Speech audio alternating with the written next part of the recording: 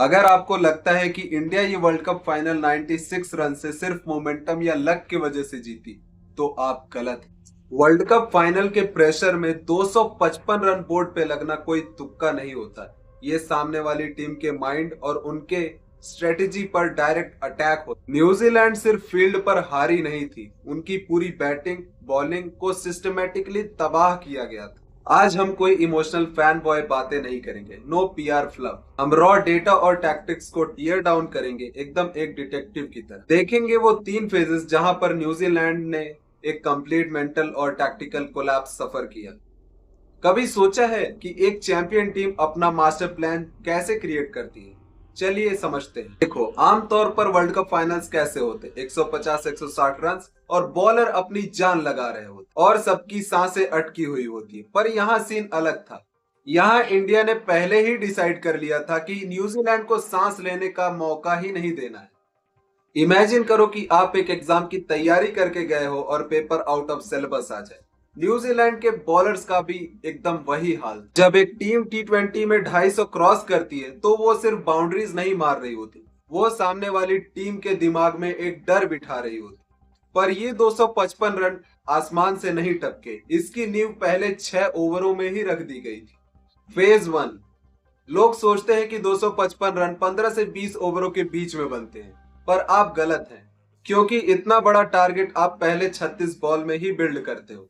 New Zealand एक defensive mindset के साथ आई थी कि बैक ऑफ लेंथ डालो और स्क्वायर बाउंड्रीज बचा लेंगे, पर उन्होंने एक वेरिएबल मिस कर दिया, अभिषेक शर्मा और संजू सैमसन। इन्होंने ऐसी बैटिंग की कि न्यूजीलैंड वालों ने सपने में भी नहीं सोचा होगा। अब यहाँ पर एक इंटरेस्टिंग चीज देखो, अभिषेक शर्मा ने सिर्फ बॉल को हिट नहीं, उन्होंने नॉकआउट हिस्ट्री की सबसे फास्टेस्ट 50 मार दी मात्र 18 बॉल में। जब पावर प्ले खत्म हुआ तो इंडिया के 92 पे 0 थे। स्टैट्स कहते हैं कि न्यूजीलैंड का विन परसेंटेज वहीं से 15 से भी कम हो गया था। शर्मा और सैमसन ने सिर्फ रन नहीं बनाए, उन्होंने मिडिल ओवर स्टार्ट होने से पहले ही चेज को मैथमेटिकली खत्म कर दिया था। गेम तो भाई पावर प्ले में ही सेट हो चुका था।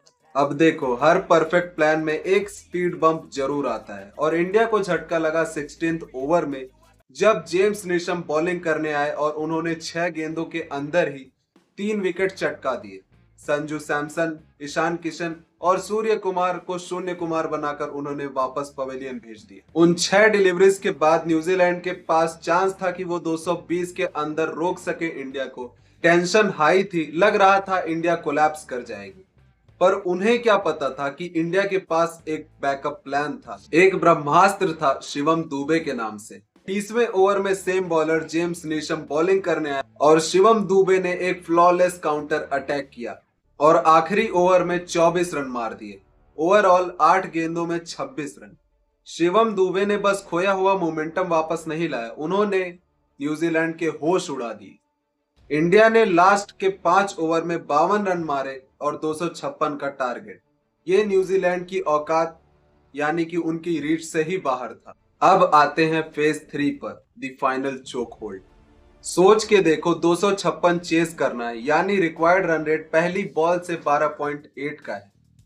इस प्रेशर में बैटिंग साइड अपना दिमाग खोती है और उल्टे सीधे शॉट मारती है, और इसका result Finn Allen, Glenn Phillips और रचिन रविंद्र, न्यूजीलैंड का टॉप ऑर्डर 53 रन पर 3 विकेट पर ही ढेर हो गया।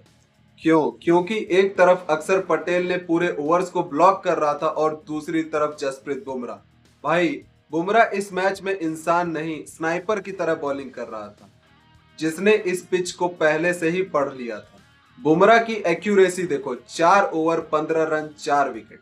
एक ऐसा मैच जहां पर 400 से ज्यादा रन बने, वहां पर इस बंदे की इकोनॉमी 3.75 की है। उसकी यॉर्कर्स में मार्जिन ऑफ एरर 0 था, मतलब कंप्लीट परफेक्शन। अकेले टिम साइफर्ट ने आखिरी तक फाइट की, 52 रन 26 बॉल पे। पर बाकी कीवी बैटर्स प्रेशर में सिर्फ चोक नहीं कर रहे थे, वो लॉजिकली और फिजिकली बुमराह की स्पीड और स्विंग को समझ ही नहीं पा रहे थे। न्यूजीलैंड पूरी तरीके से सरेंडर हो चुकी थी। 159 run all out in 19 over. T20 world cup के फाइनल का सबसे बड़ा मार्जिन है जीत का, 96 रन। आखिर में एक बात याद रखना, ये एक क्रिकेट मैच नहीं था, ये एक कंप्लीट टैक्टिकल मास्टर क्लास थी।